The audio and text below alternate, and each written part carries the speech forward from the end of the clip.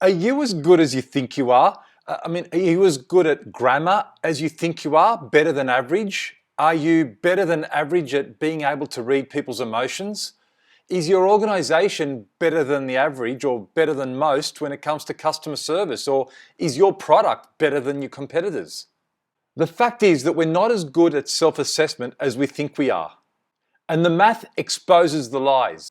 When software engineers in two companies were asked to rank their performance, 42% in one company and 32% in the other company ranked their performance in the top 5%. Now you do the math on that.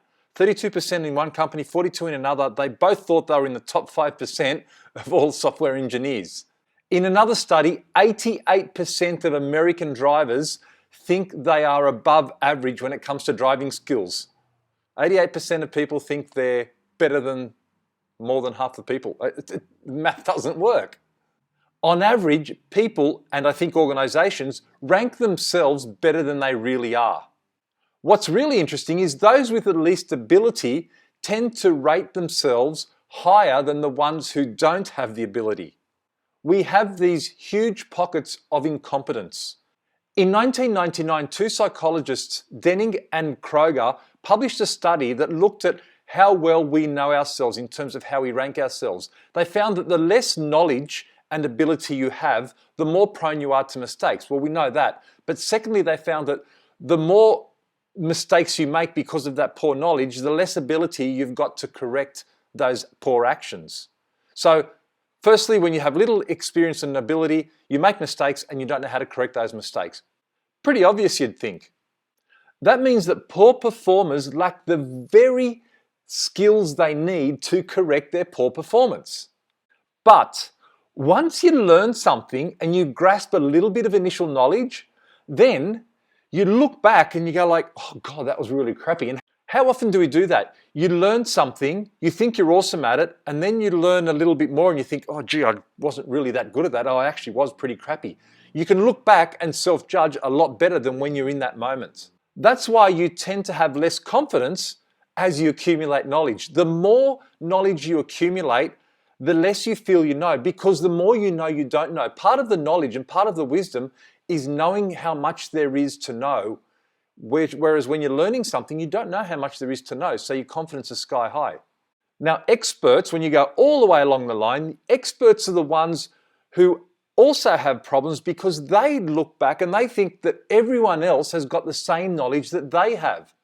So this has got really important implications for bosses who are experts, because they'll delegate work to staff, assuming that those people will have not quite the same, but a very, very high level of knowledge and experience, expertise, to a level they don't really have, because they look back on themselves and think, well, you should know how to do that. That's not that difficult because you know how to do it yourself. So let's have a look at this as a model. If you look at it really early on when you're learning something, you know nothing and your confidence is very low. But then as you learn something, you get to what they call the peak of Mount Stupid.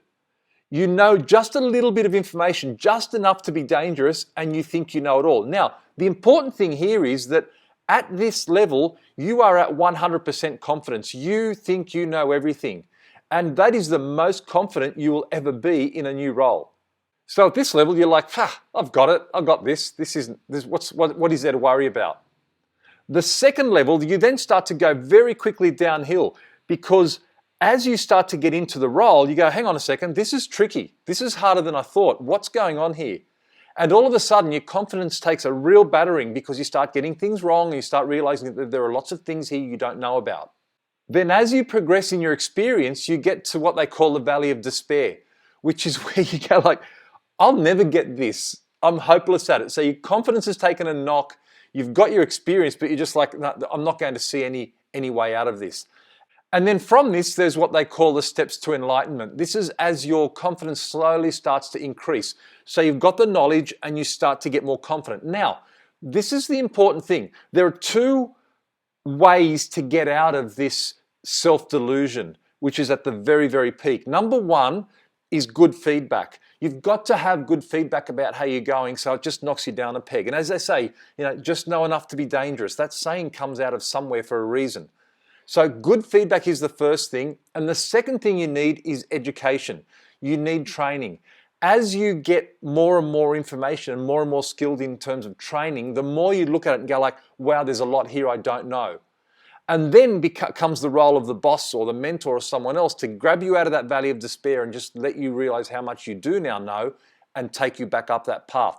So this applies equally to organizations as it does to people.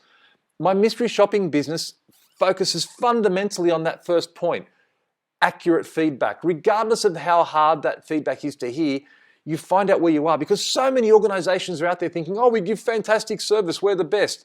They think that their product's better than everyone else's. Well, hold on a second. Let's have a really good look at this. Salespeople are bandits for it, especially in the car dealerships. They think they are the best salespeople on the planet. No, you're not. You're in this early stage of self-delusion. And some people, because they don't train themselves and don't work on their feedback, they stay in that self-delusion, or they quickly transition down to the valley of despair and it's like, oh my God, I can't sell anything. This isn't working out for me. So you need those two aspects. You need the good feedback and you need the training or the education to get out of it. I'd like to leave you with an old proverb. When arguing with a fool, first ensure that the other person isn't doing the same thing. I'm Stephen DiPietro. Thanks for tuning in.